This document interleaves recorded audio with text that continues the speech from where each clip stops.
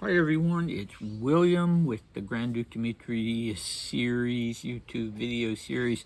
We are in 1935 today, and I've got some very interesting text for you. Our recap: the previous video was a diary entry from 1915, and what was significant about it is that it was Dmitri's last day in Usovo, the last day that we'll spend with him there, and the last day possibly that he himself ever spent there. All right, and in 1935, we had the beginning of an address that he gave to the Young Russia Assembly on the occasion of their feast day, and also noting that the Young Russia Union had now become the Young Russia Party. So there was an escalation in their aims and goals and what and how they intended to accomplish. Part of that, at the end of that, he talks about striving to address the true aspirations of the Russian people and also following their evolution. So this is a theme throughout Dmitri's interviews, his speeches, that we must not be mired in the past. We must be looking to the future. Okay. And let's see, blah, blah, blah. Oh, I'm sorry. I made this strange note here, and I was trying to figure it out. So every once in a while, I think it's a good idea to look at and see if there's any connection at all between what we're reading about Dmitri's life in 1915 and what we're not reading but hearing about his life in 1935. And in 1915, he was much less engaged. For whatever reason, he would become engaged fairly quickly, fairly soon thereafter, when things really started going downhill in Russia. But at the time of the diary entries we're reading, he really wasn't. So there was a big difference between the him of 1915 and then 20 years later, the him of 1935. And it makes me think about the renowned late American historian Richard Pipes, who had an impact on the way Prince Polilinsky, Dmitri's son, thought about his father's legacy. Unfortunately, Pipes had access to the diaries and had glanced through them, and his conclusion was that Dmitri didn't give a damn about his country. Well, we know that's not true, but my thinking is that if he sat down and started reading the 1915 diary entries, yeah, okay, he that's still an exaggeration, but I can see where he would jump to that conclusion. Oh, this is a guy that, just didn't care. Okay, our cast for today, we have none less than Fyodor Dostoevsky, Grand Duke Kirill, and then groups, the Young Russians themselves, as opposed to their antagonists in the emigration, and then the Russian people. And this, so we have the dichotomy between the Young Russians and their antagonists, and then on the other hand, we have the dichotomy between the Russian people, whom Dmitri, obviously puts up on a pedestal, and on the other hand, what he calls the alien regime, so Russian, not Russian. I actually prepared a pretty big chunk of text today, so we'll see if I get through it, because there's some important stuff that I want to focus on. Okay, so this is part 2 of the address on the feast day of the Young Russia Party. Picture Dmitri giving this speech in some kind of assembly hall. Let me remind you of the words of the great Russian writer Dostoevsky, who said that to belong to the people means not only to love them, but to love what they themselves love. The transformation of the Young Russia Union into a party places a new responsibility on all of us. We must strive to deepen our moral discipline even further and to achieve even greater cohesion in our ranks, if that's possible. But even that is not enough. Our efforts must also be directed to the increasing involvement in our work of all the living element among the Russian people, in whose hearts the love for the motherland has not yet faded, and in whom the faith in its glorious future lives. Remember, young Russians, that our path is not an easy one. There are many who oppose our ideas. In all the years of the Young Russia movement's existence, we've only been attacked by the individuals and groups who oppose us. We've never encountered serious and substantiated criticism of our ideas on their merits. Each of us has to listen to the most unexpected invectives against us, invectives that often come from circles that seemingly should have been the first to join our efforts. The trials of the past decades have proved difficult for many, and as in troubled times of the past, the Russian people have become complacent. There are those who go so far as to argue with foaming lips that there are no more Russians left in the Soviet Union, or that all those born in Russia after the revolution should be exterminated, or finally, that Russia is their former fatherland. The existence of such sad phenomena makes me repeat once again that all our aspirations and hopes are directed towards Russia and its future. But not only has that not prevented us from honoring the past, on the contrary, it's precisely what prompted us to be the first to recognize the monarchical essence embodied in the person of the head of the Russian imperial house. All right, nicely said, old boy. That's all the text that I had blocked out, so we got through it, but let's see if we can make it through the comments in a reasonable amount of time, because there's so much to talk about.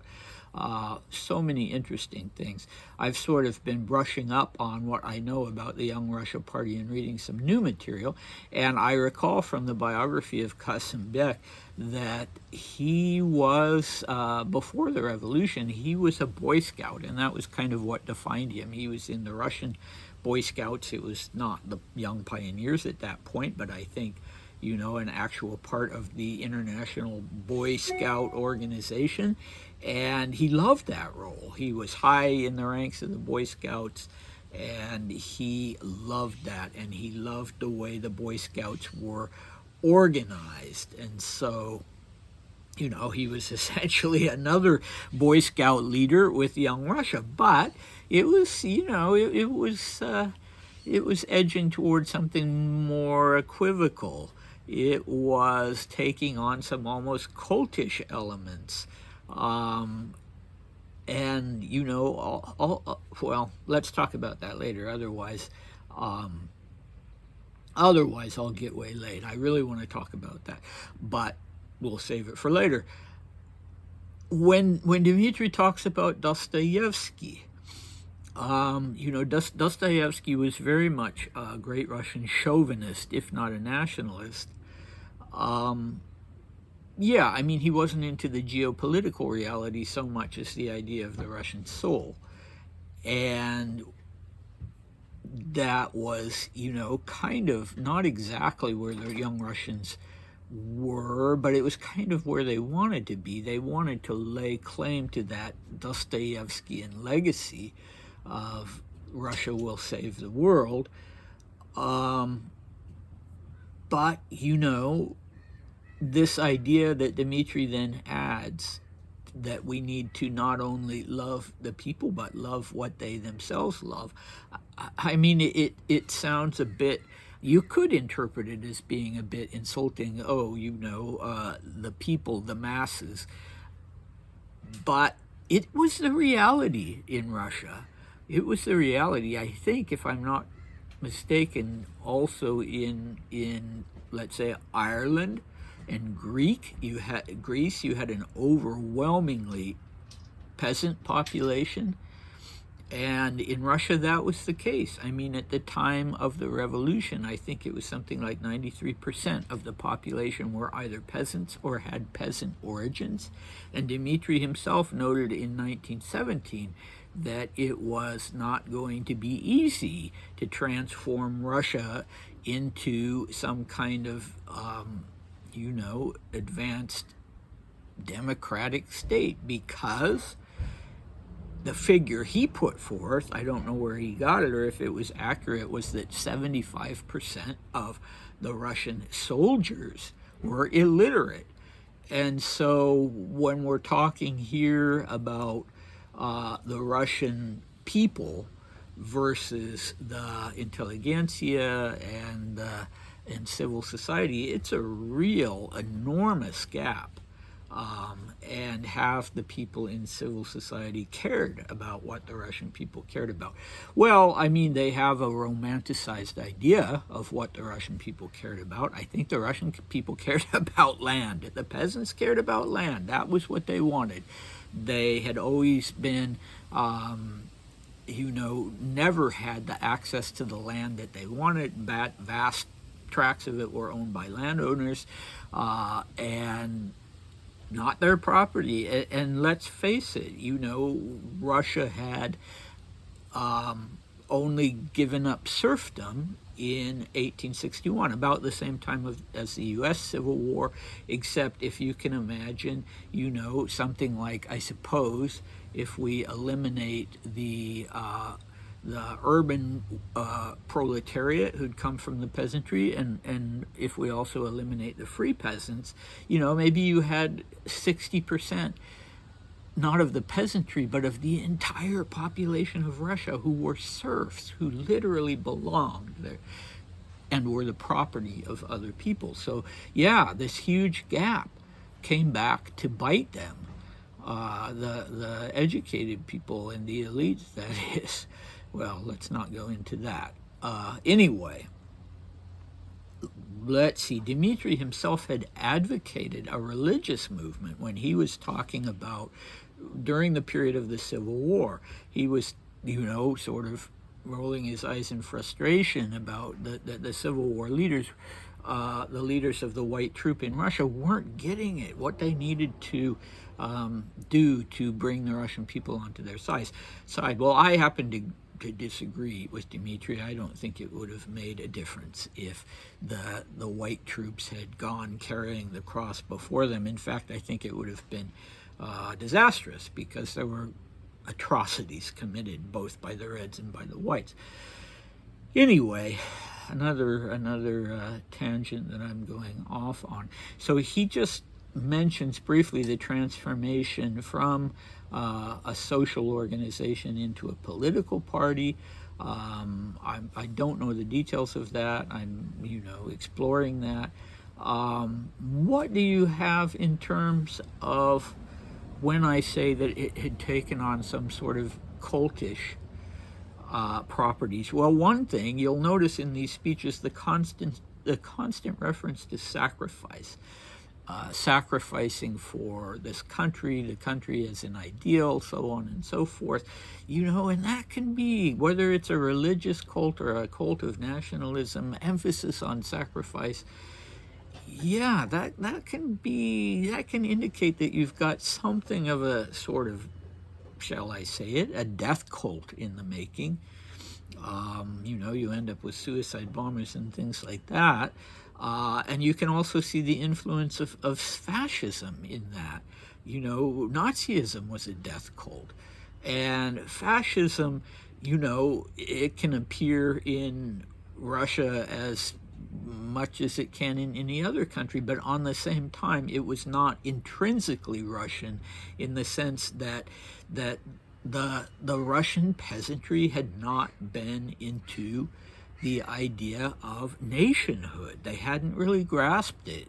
For them, Russia was the land and the soul, but it was not the idea of a geopolitical nation.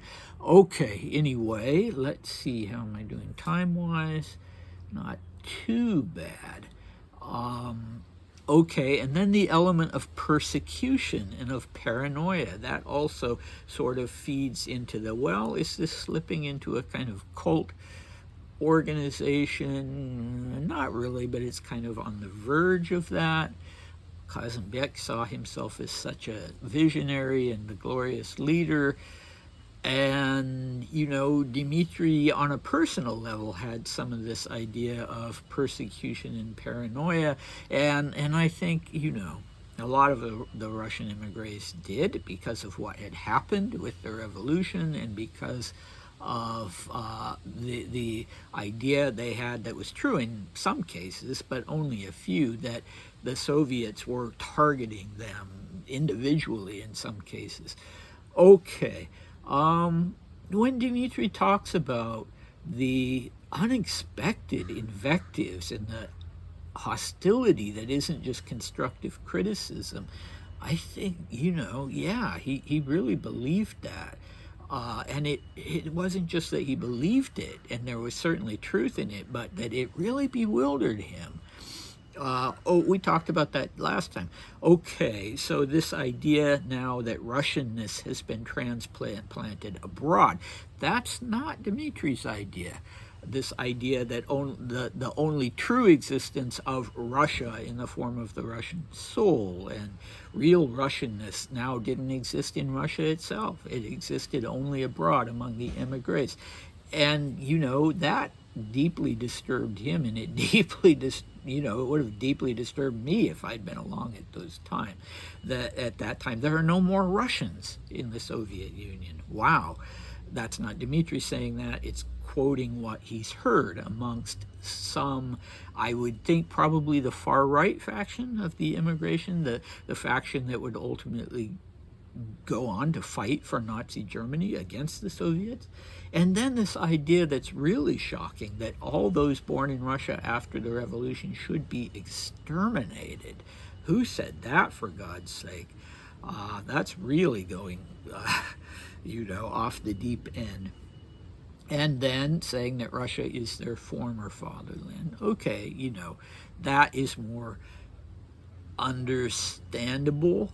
They feel like they've been, not only that they're alienated from the Russian government and the Soviet government and the Soviet mindset, but that they are not wanted. They have been rejected. They were chucked out. And so there's this bitterness that says, this is my former fatherland. What is monarchical essence? I don't know, because Dmitri doesn't explain it.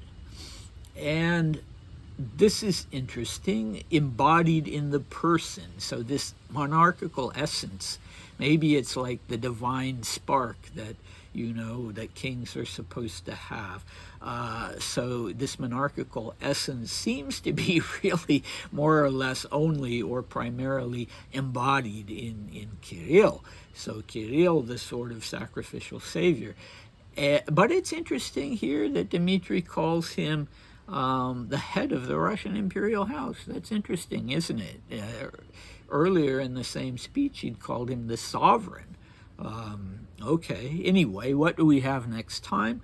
Well, in 1915, we'll have Dmitri's return to Moscow. And, of course, that involves seeing Brasova, Natalia Brasova. She is the desired companion of the moment, let's put it that way. In 1935, we will have a description of 3 days in the Holy Presence, and I'm being facetious, but Dmitri and Kazanbek are going to go down to Sambriac or up to Sambriac, I'm not sure where it was actually, and they are going to spend 3 days in the presence of Kirill and Ducky and come back and gush about that. So very interesting. Phew, I'm glad I managed to get it in slightly under 20 minutes. And yeah, please come back and I'll see you then. Bye.